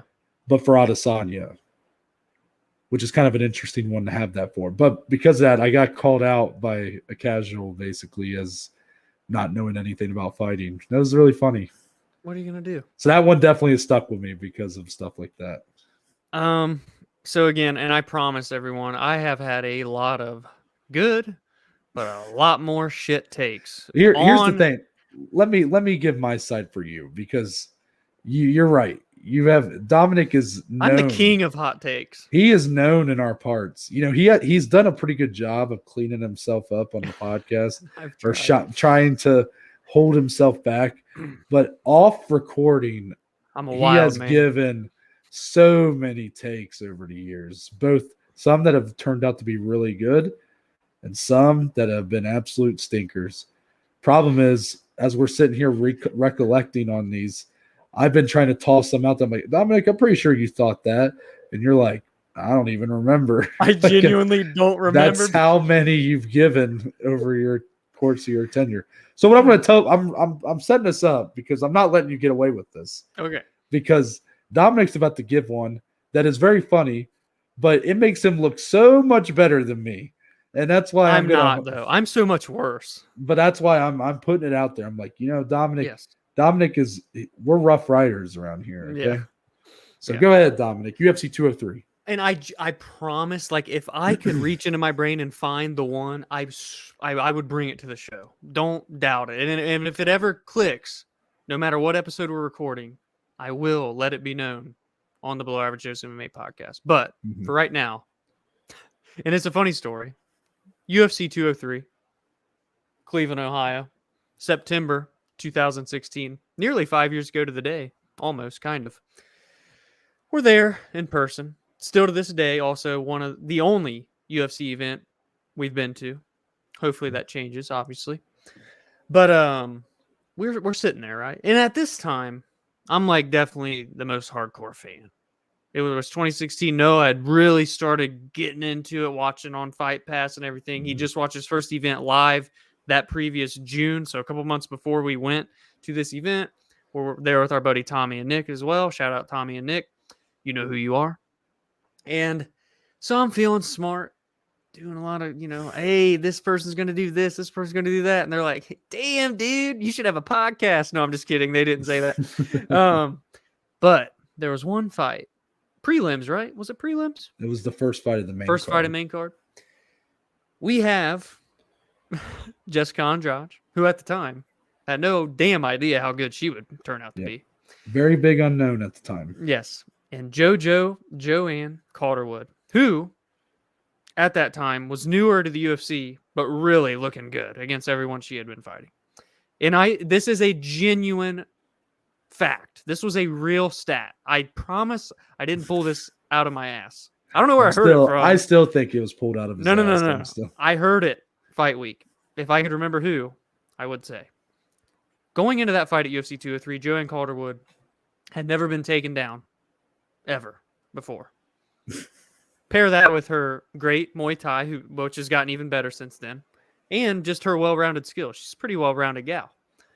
I look at everyone with me and I'm going, this is going to be easy for the Scotswoman from Scotland, Joanne Calderwood. Going to be an ass whooping. Andrade has no chance. It's going to be easy. Just watch.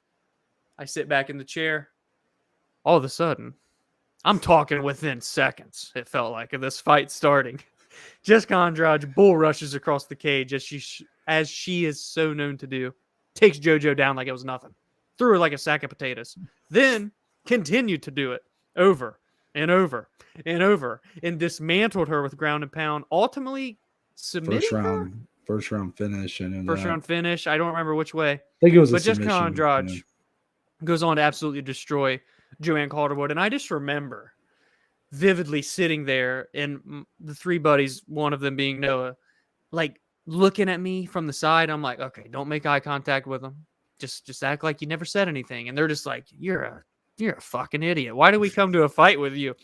And then you fast forward and you see what Andrade has done. She's been a perennial contender in 3 weight classes. She's been the strawweight champion of the world, an incredible career and still very young. JoJo has been much more back and forth in terms of her career path. Still, I have some faith in her to at least make a little bit of noise. It doesn't help Valentina as the champion. But again, it's not like the craziest of takes in terms of the biggest name people, but it's one of the most embarrassing moments I've ever had as an MMA fan. And that the fact that it happened with the 3 friends that were like looking up to me for all this knowledge, I mean, utter heartbreak is that was a tough blow to your credibility for a while for me. Yes, it was tough. Yeah, you never let that story down. No, never. Another one I thought of, Anderson Silva and Jared Cannonier when they fought at UFC 237. I thought Anderson Silva would win because I didn't really Cannonier was kind of not that high on, and then Cannonier threw like one fucking leg kick and Anderson was done. Just craziness. Yeah. I just thought of that. I don't know. But yeah, number 8. We're still reflecting here. This one's a bit easier. Yeah, so instead of going over to takes, this is going to involve how passionate we are about MMA. That means a lot of times, Dominic, you get the highs, sometimes you get the lows. Right. And so we're going to reflect on what our greatest disappointment has been, or what is the greatest disappointment we have ever been faced with as an MMA fan. And this can be anything, a fight, a moment, a career, anything that could lead to some sort of disappointment. What is it for you, Dominic? I have one fight and one moment. Is that fair? Can I do that? Yeah, you can do whatever you want. Okay, cool. So I'm going to go with the fight first because it might be kind of more obvious if you know us, the Ohio boys. I shouldn't let you go first sometimes. I know. Well, I should have done the moment first, but it's too late now. There's no going back. This is out there forever. It's not like we can edit this or anything. No. Anyway, so it may be obvious. We've discussed it before. That thrill and the agony type of stuff that really hits deep. And this is very agonizing. And it was when Stipe Miocic was at one point on top of the world in the heavyweight division, was coming off of his 3rd straight title defense, had broken the record for most title defenses in the heavyweight division. Going into that fight with DC, I remember, and this could actually be kind of a hot take going back to number 7. I'll kind of coincide them. But I remember sitting there that night thinking, there's no way Stipe is going to lose this. There's no way. I felt so confident going into that fight. I was barely nervous. Now, every time I watch Stipe fight, I'm nervous as shit. But that one, I was so confident he was going to beat Daniel Cormier and defend for the 4th time. My uncle was there watching with us. I'm like, yeah, dude, this is our guy. OHIO, baby. Gets knocked out in the 1st round. I remember sitting in that recliner. Rest in peace to that leather recliner that's no longer with us. Oh, really? Man. Yeah. And the disgust, the sadness, genuine watery, teary eyes, sitting in silence, thinking, what just happened? I was that we watched that together. Yes, you were there. Yeah. And I feel like you felt the same way. Yeah, and it didn't help that our buddies were, especially Tommy. Oh yes, I remember that. I'm like, dude, he made me so angry. I remember he was like, not the time. He was like, Stipe fucking sucks, and I'm like, oh my god, I'm gonna throw up. All over the basement. Yeah. And that's literally, in terms of fights, that's the most heartbreak I've ever felt watching any MMA fight ever. So I'm a little surprised. I thought, and I know we've answered a lot of Anderson Silva on here, but is that really more than him and Chris Weidman, or was that during a time when you weren't as into? Because I know UFC for you, you've been kind of around it for so long. I'm sure it's had its peaks and valleys in terms of your interest. You want to know the main difference? I'm glad you asked that question. What's that? As much as I hate to say this, in that fight, Anderson got what was coming because he was taunting and left that chin wide open for the taking. And being little Dom, I remember watching that fight. And like, what's he doing? No, put the chin down. And then Chris Weidman, boop, and Anderson just folds like a lawn chair. I'm like, a little bloop. So that's the difference. That really is, because Anderson was kind of asking for it in a way. Stipe, I thought, was winning that 1st round. It was a great round with DC. But then out of nowhere, with 20 seconds left in the round, that didn't make it any better. And he's out cold. And then a moment, I'll just go boom, boom, and then I'll let you go. This might be something fun. UFC 203, again, let's take a little flashback, a little ride back again, 2 times in a row. We met a lot of fighters at the UFC fan experience. Blast. One of the best moments of my life. Hands down. Autographs, all the fun stuff. Cowboy Cerrone, Forrest Griffin, Matt Brown, Cody Garbrandt. Before Cody won the belt against Dominic Cruz, by the way, just saying. But there was one fighter, though, that we were in line to meet. And then a storm starts a brewing. And it rolls in the wind. You hear the whistling in the air. And the rain starts coming in. The thunder. We were in line to meet, at the time, still a pretty big deal. And he's still a deal, but not as big. Anthony Showtime Pettis. He was the final fighter to meet at the fan experience with plenty of time to spare before the prelims kicked off. And they canceled it. They shut it down. They said, everybody go inside. Meanwhile, we're like, 10 people away from meeting Anthony Pettis. We're like, no, this is the last one. It's like that boss level. You're getting ready to beat the game. And we didn't get to meet Anthony Pettis. So personally, from like a moment in time, being a fan, not watching a fight specifically, that was very disappointing, especially being it was our first UFC event. It was damn near perfect. But there was one moment that kept it from being 100 out of 100. We got stopped from meeting Anthony Showtime Pettis. I am shocked that is what you went with. I really didn't know that day. I didn't know that stuff had that big of an impact on you, because I enjoyed meeting the fighters and everything, but even in hindsight, like I know at the time, I'm a bigger fan now and have a greater understanding of those guys' impact now, and it's really cool to meet them. But at the end of the day, like, I don't know, it's just, it's fine. Like, it was cool, really cool. But like, I don't know, in terms of like, the greatest disappointment, I was just kind of like, well, that sucks that we don't get to meet them. Yeah. So for me, this one is more recent. This is going to be UFC 249, what could have been the original UFC 249. Fifth time that Habib and Tony Ferguson had been rebooked. This event, I was so excited for it. Going into 2020, this was on my radar. This was the fight that had escaped us MMA fans forever, it appeared. And I was like, there is no way that this fight is going to fall through a fifth time. Everything that could have possibly been thrown at this fight had already been done. Yeah. Tony tripping over the cable. Yep. I mean, everything. Tiramisu, all this shit. I mean, it had all been thrown at this fight. I said, now we finally get to see who, mano y mano, who the best fighter in the lightweight division is. Except the Earth decided to have a full-on pandemic. Yeah, that's right. UFC 249 kind of got canceled and then ultimately kind of got put together a few weeks later. But this card got canceled due to COVID-19. We didn't really know if it was going to get canceled right away. Dana really tried to make it happen. He ultimately got talked down by, I believe, people at Disney or ESPN. They talked him down a little bit. I mean, he was ready to go on Indian burial grounds or at casinos, I should say. Yeah. Just, well, you know what I mean. In that kind of area. Yeah. He was ready to go where they basically could, I believe, could go without the kind of state supervision or something. I don't know how it was working. But the fight falls through, and to paint the picture even better, because this happened, I believe, a couple weeks into quarantine because. Oh yeah, I forgot. Because again, Dana was trying to hold this card together. Yeah. So quarantine happens, or COVID-19 happens, and I've told this on a previous episode. I remember the day after what was called Fake Patty's Day. That's a thing that a lot of colleges do whenever their spring breaks overlap with St. Patrick's Day. Yep.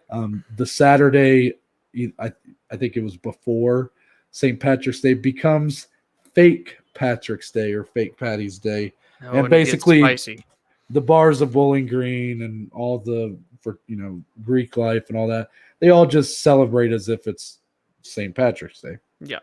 So we had that on a Saturday, and I remember waking up Sunday, and a few of my friends were out on the porch, and I go out there, and I'm just, trying to recover, drink some water, and someone's like, "Oh, did you not hear Ohio State just got put online the rest of the semester?" And like we had heard a little bit about COVID-19, but it just kind of came out of nowhere. It felt like that all of a sudden we were being moved online. So I'm like, oh, no shit. Well, I worked for the university at the time. I was working 2 jobs at the time, one of which worked for the university. I was a desk manager. So the front desk workers at your, for any of you that went to college, at your dorms in the buildings, those front desk workers, I managed them.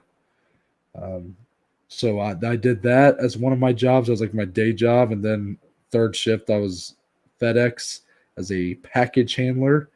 I could handle a package really well. So I've been told I won package handler of the month for June. Why am I just now figuring this out? You didn't know I won Package Handler of the Month for I did not, June and I'm so proud of you. 2019? I'm Thank so you. proud of you. I still have the certificate. Can we put that in the background going forward of the show? Yeah. Okay. It's actually at the house I don't live at anymore. It's at Manville. Okay. So I'll have to get it from them. But yeah. So point being, I had 2 jobs, and when everything first happened, like I still kind of had my jobs, but it was like up in the air. The university job, for example, I remember that Friday. So Sunday happens where we get told Ohio State's online. That's the last week of school. That Monday through Friday after is the last week we're in classes before spring break. Yep. So there's a lot up in the air. That Friday, I believe, is when they announced that we'll be moved online for, I think at the time it was like 2 weeks or something like that, or a week or after spring break. So as of then, I still have a job technically, because it just means that I'm going to be without doing that job for a couple extra weeks. Because obviously, if no students come back to the dorms, that means there's no need for desk clerks to be there, which means I have nobody to manage. Therefore, I have no job. Yes. At the same time, I had kind of an agreement going with my manager at FedEx to work part-time there. That's not really something they do, but I was able to work it out with my manager to where I didn't have to be there full-time. Well, COVID happens, and that kind of gets thrown out the window too, because then they have to crack down on the hours. They have to make sure everybody who's there is working 40 hours a week. So basically the same week I find out that I either have to work full-time at FedEx. Actually, I remember that call came to me first. They were like, hey, we have to let you know that unless you can work 40 hours a week, we can't keep you on here. And me being dumb, assuming I still have my campus job, tell them, thanks, but no thanks. Because I kind of hated working there, very physically demanding, I was like, you know what? I'll be all right. So I quit, kind of that job, because basically my agreement got thrown out the window. A couple days later, my boss at the university tells me, you will no longer be needed. And BG is being moved online the rest of the school year. I'm like, oh, okay. Well, I have no jobs. But thank God this Saturday, UFC 249 is coming out, and I have just enough money to buy that pay-per-view, to get me a pizza, and just enjoy it. Yes. Except Habib travels back to Russia, and obviously the fight ends up not being able to take place. Let me tell you, people, that was a doozy of a week. That's a dark time in the Baker household. Oof, tough week. So that by far has got to be the greatest disappointment I've ever faced, considering the personal struggles that I was going through at the time as well. But everything has a silver lining. It all worked out. Pandemic kind of is what put this podcast into existence, so we got stuff to be thankful for. But that was I think it's funny to look at that story just like, oh, well, at least I still have my big fight that I've been waiting for forever. And then Dana's like, well, actually, sorry, no. But regardless, number 9. Oh, we're getting close. Talking about Dana White's Contender Series. Oh, you've got my interest. Dominic's been a long-standing fan of the show. I've really grown to love it too. I've became an avid watcher more recently. Last season, I wasn't able to really watch because of my job. Before that, I just never really was watching all that much. I watched an episode here or there, but this season, I've been like every week I'm watching. Got to see the up-and-coming talent. Oh, of course. And we've had this show on for, I think, 4 years now. Well, it's season 5, so I guess 5 years now going on. It's crazy, isn't it? Yeah, I think it started in 2017. I don't remember. Yeah, but because of that, we've had a lot of time now. A good amount of time for these fighters to come and make impacts on the promotion after being signed. So, Dominic, based on the fighters who have appeared on Dana White's Contender Series, predict the first champion to come from the show. And man, this was difficult. It's so Putting a hard. list together. People, if you have the time to look up a lot of the fighters that earned contracts from the show or even just fought on the show and it somehow made their way to the UFC later, you have so many guys that are kind of in this group of like middle contenders, like guys that could, make a run and become a champion. And then you got, some prospects. So there's a lot of projection in this question. I'm going to go with my answer first. Okay. And I think the best, truthfully, I'm not sure if we've seen it yet. Yeah. And I so badly want to go with Albert Duraev from last Tuesday. Yep. But I'm not going to because he is going to have a climb to make. I'm ultimately going to go with the women's strawweight Marina Rodriguez. Yeah, I mean, she has the most realistic path right now. Arguably only has to win one fight before she gets a title fight, but it's against Mackenzie Dern, who I probably don't even favor her in that matchup. But if she does win that matchup, I do like her chances against either Carla Esparza in a rematch or Rose Namajunas, the champion. I think she holds up very well in both of those. A lot of it for Carla, has Marina's grappling defense gotten good enough to where she can, stay on her feet long enough to win rounds.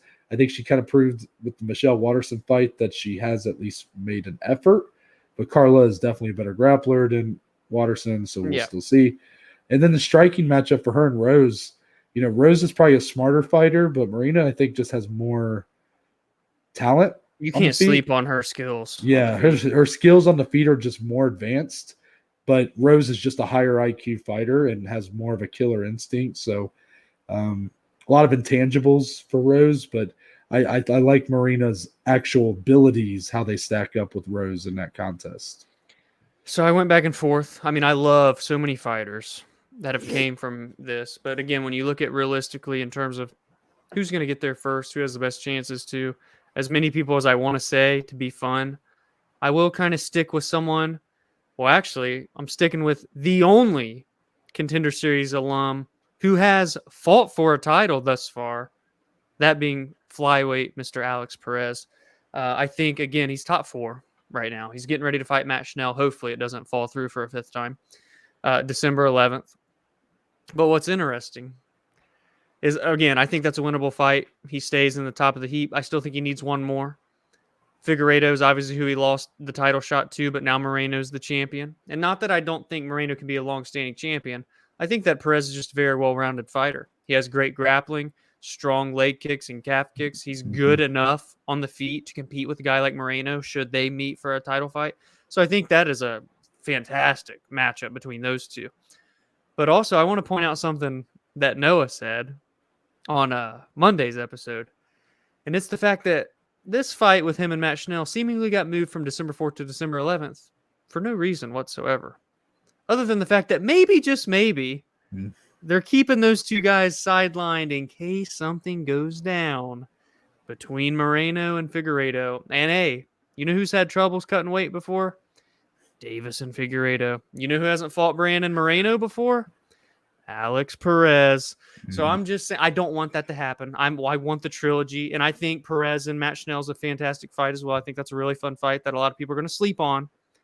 But I do just realistically, he's the closest, not only rankings-wise, but skill set and how he matches up with these top-level contenders, considering he's in there. I think he is a very good fighter, still very young into the game, relatively green to be a top 5 guy, and I think he has a lot of progression still to be made. So I'll go Alex Perez. Son of a bitch. You used my own words against me from Friday. But no, that's it's good. No, that's I figured you'd enjoy that little part of it. Yeah, that's a good does. That's definitely I think those two are the front runners. Yeah. I want to believe Sean O'Malley can get there, but then he's moving along slowly. But the bigger thing is he seems so him and the UFC are kind of growing to have a slightly contentious relationship. A little bit. And he's been talking about some free agency, testing the market. Is this all just talk for negotiation? Probably, but well, I mean, look I at don't his know. division, but Yeah, I mean I'm that's just true saying too. The division.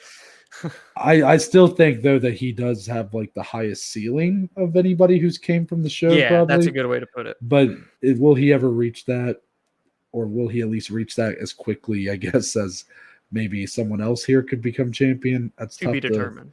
Tough to tell. Last one, number 10. This one doesn't even involve MMA. It involves the other part of doing this, and that's that it's a podcast. We just sit and talk. I thought it would be fun, Dominic. I saw one of these little podcast Twitters you follow, or that the below average Joes follow. Yeah, that week. Come on. Yeah, whatever. And they said that what is your favorite and least favorite part of doing a podcast? So, Dominic, we've done this over a year now. Yeah, we've done it in person for the majority of the time, where it was me and you side by side with one microphone in front of us doing an audio podcast. But then for the last few months, and even though it kind of feels like it's even been longer than the audio, but for just the last few months, we have added audio or video. We've become remote, where you're 2.5 hours away from me. So we have done this different ways. We've tested out a lot of different formats. We've went through a lot of different, I guess, audio and video formatting, everything you can think of. We have tried out a lot of different things for the podcast. There's a lot that we could give here. I'm going to give my positive, my favorite thing first. And that's just having the outlet. Yeah. We talk about MMA so much. At the end of the day, while I appreciate anybody that listens or watches the show, I don't really need it. I just like to be able to talk about my thoughts with Dominic, and we post it. And ultimately, if people want to listen to us and give their thoughts too, that's awesome. If not, I can always have something to go back to and watch back and listen back and be like, wow, man, look at us talking about this. And then it ended up happening and stuff like that. So having that kind of outlet, that creative outlet, as I mentioned, I don't have like this hidden talent. I'm not a musician. I'm not an artist. I'm pretty good at talking, and I love MMA. Yeah. So combining the two just is a natural fit for me.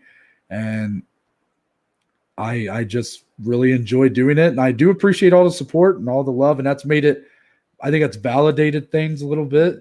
Yeah. Even though we're still got a long ways to go in terms of growth, but for people, those comments we do get every now and then that tell us, that we're doing something right, or even how to say someone's name the right way. Yeah. It validates things to make it feel like, okay, we know what we're doing here. We're doing a pretty good job. Yeah. I mean, that's 100% essentially what it is for me as well. And I'll just kind of try to word it a little differently, but I wish I could be a fly on the wall for some of those conversations, long, late conversations of what we used to have, at B-dubs, in the apartments, and all in that the fun dorms. stuff. In the dorms. I mean, gosh, we're old, ain't we? We were in dorms 5 years ago. Yeah. Anyway, yeah, man, it's just the fact that I get to do it with one of my absolute best friends right here in Noah Baker, something that we're so passionate about and love, and that we try and garner more knowledge as the time goes, and we have. I mean, God, go listen to episode 1 and where we are now, episode 141. And just the fact that, again, I don't care if there's one viewer, one listener, or we have 100,000 subscribers. The fact that we can sit here for, we're going on 2 hours for this one and just cut the breeze, have discussions about what we want to talk about, and hope that people will find it interesting and support and listen to as well. And again, that's just such a blast to me to just sit here, forget everything else kind of going on, lock in, dial in, and just have a chit chat. It's an absolute blast. I'm so happy that we started this last year. It is kind of that silver lining in such a crazy year that was 2020. We came out with this podcast, and we've had so much fun. Great feedback so far. A lot more to go. And the outlet to just speak on something we love with no repercussions, right? We don't care what anybody thinks. We're having fun doing it, and that's what matters most. I'm a big advocate of loving what you do, and this is example number 1 of that. So segue it into your least favorite part, because this is the hard part, right? having a least favorite part. It both is, but I feel like based on, I'm going to let you take the obvious one here. Based on that, I think it's also the easiest part to name, but it's hard to be like critical of something we love so much, you know? You know what? I'm not going to go with the obvious one that you think I was going to go with. Oh, well, I'm not going with it either. So I guess neither of us are going to, well, we'll talk about it, but yeah, go ahead. I was going to go with something obvious that a lot of people would probably, think, especially if you've seen some of the episodes. I mean, you guys kind of know what we go with. We go with the flow, but sometimes there's stuff that pops up. But you know what? The more and more it dawns on me, and as much as I love doing this format, it's incredible. The hardest thing, or kind of the worst thing right now, is still, we had a blast sitting right there at the bar with the one mic between us, and I do miss it. Now, that's the worst part to me right now, not being together. And while we do get to see each other now way better than when we would have audio but couldn't see each other, that's tough. But this, where we can interact and still see each other's facial reactions stuff, is awesome. But there was something about being within each other's presence and just making the moment so much more fun. I mean, you can go see some of the clips we've had of just dying laughing. So just kind of that rapport is so great that we have now, but it's even more solid in person. And so golly jeepers, one day if we ever have a big red, yellow, and black studio decked out with our gear and we're in there together, that'll be the all-encompassing moment. Yeah, no, that's a good one. The obvious one is the fact that we both have shit internet. Yeah, of course. So we have had a lot of problems with having to, shout out Spectrum, go fuck yourself. But we are not sponsored by no, we are not, and we will never be. And as long as I'm here, we will not be, because their internet is garbage. And me and Dominic have both had to face that head on. We probably had to. You guys have probably seen it a couple times. We've had to splice multiple recordings in and stuff, and that's a bit of the frustrating part. Yeah, even on today's episode, it felt like for a while, like I'm like, and hopefully on the actual episode, this isn't noticeable. Yeah. But while we're going, Dominic's mouth and face and his body is moving slower, or like it's delayed from what his words are. So I'm hearing the words at a normal rate, but his actual body was moving a little bit slower. So stuff like that makes it, I think that goes hand in hand with what you're talking about, where it makes it a little harder if we're not together to kind of genuinely like immediately flow on one another's like movement or what they say. Because there's always that slight hiccup here or there or something. Maybe I'll end up accidentally cutting you off, or you'll cut me off. And it's like, oh, we both stop. It's cut you off? Come on. Come on. But actually, I'm going to go with a different one. And again, it's not this is when I'm least favorite. More so, it's grown on me a lot. This is why I want to talk about it, because I think it could be maybe enlightening to someone else who may have a podcast or eventually have one. Doing a video podcast is definitely a challenge. Yeah. And while I fully, even from day one, I have fully said, and I stand by it, that it is good for us. And Dominic, had to really kind of push for it, but I still fully believe, like, obvious good step to take for us in terms of long-term potential growth, all that. But it was such a challenge for me early on, and it still is at times today. It is not as easy. It is a lot harder to go from just talking into a microphone or into a phone or whatever, and not having to really worry about what I looked like or what my head was doing if I'm looking into the camera, whatever. Versus now, you have to think about those things. You have to position yourself into a webcam correctly. And now you do have a balancing with audio and video. So, if the internet is bad, sometimes the audio might sound good on the recording, but the video might be delayed. And like we're talking about, so it adds some more hoops sometimes. But at the end of the day, like, I think it's also helped me a lot to get more comfortable in front of a camera. That's something else I've always, I didn't really realize I had, but I think that was part of what held me back from committing to it. Like Dominic was so ready to do, was that I just don't feel comfortable in front of a camera. And I think by now it's just normal. It's normal. I mean, look at this handsome son of a bitch right here. Are you kidding me? I'm just saying that, like, it took a while for me to feel, and maybe you can even tell if you go watch episode 100, 101, those are good episodes, but there probably is some of that where I'm maybe at times I'm not even listening to Dominic. I'm looking at myself in the camera like, oh, does my hair look okay? Do I look okay? I'm not usually like that, in my day-to-day life, but on camera, just something that kind of sneaks up on you a little bit. We still have a ways to go. We're still figuring things out. Like I noticed we look at each other. Like you notice that, Dom? Yeah. And I like it that way. I prefer it that way. But a lot of podcasts, a lot of shows, they look into the webcam like I'm doing right now. Yeah. And I just don't. I can't do that yet. I'm not ready for that step. I like looking at you and it's talking like a conversation. To you. Yeah, rather than looking at the webcam. So that's just one of the things, though, that some people could potentially bump my mic. And bumping the mic. Yeah. But overall, I do love it at this point. I mean, it has definitely become something I feel very strongly about. That, while do you have to have the video version of this podcast? No, but it's, I feel that we, at this point, you have the clean format that you're looking at and everything. And, there's something to be said about watching two handsome son of a bitches talk about MMA rather than just listen to our sexy voices, right?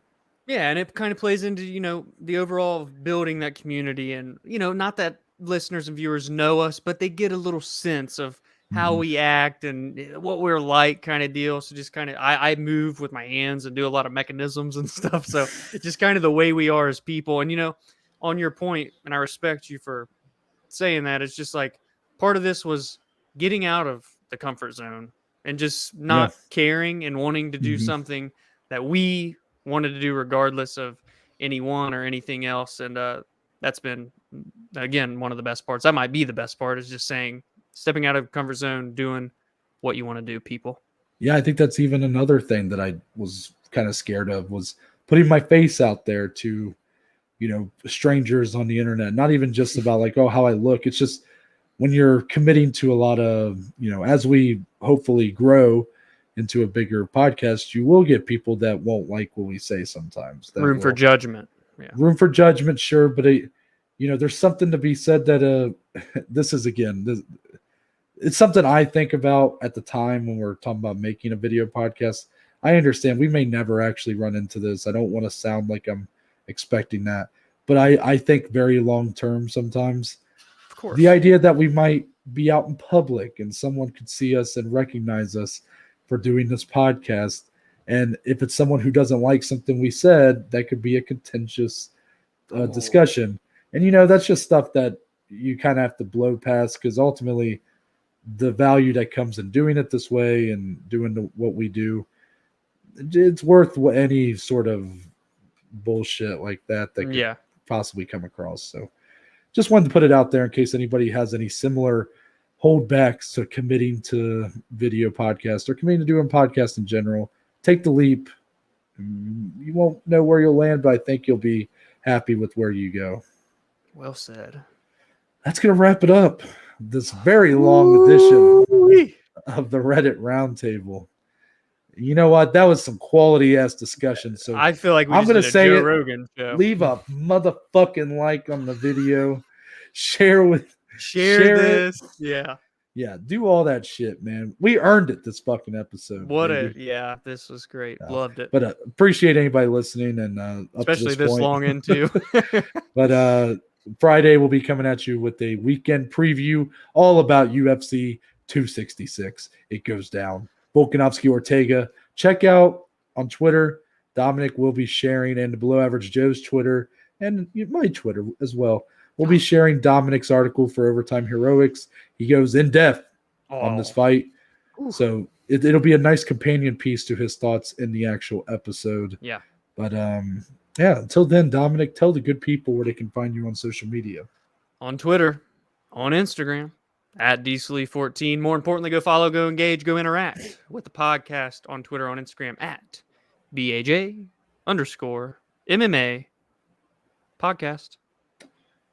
For me, if you go to my bio on Twitter or Instagram at ntbaker_, you'll be taken to a link to the link tree, which provides you with a list of links. I would have never guessed. And they include, but are not limited to, but kind of are, the Twitter, the Instagram, the YouTube channel, and Spotify, Google, and Apple Podcast. It's all on there, baby.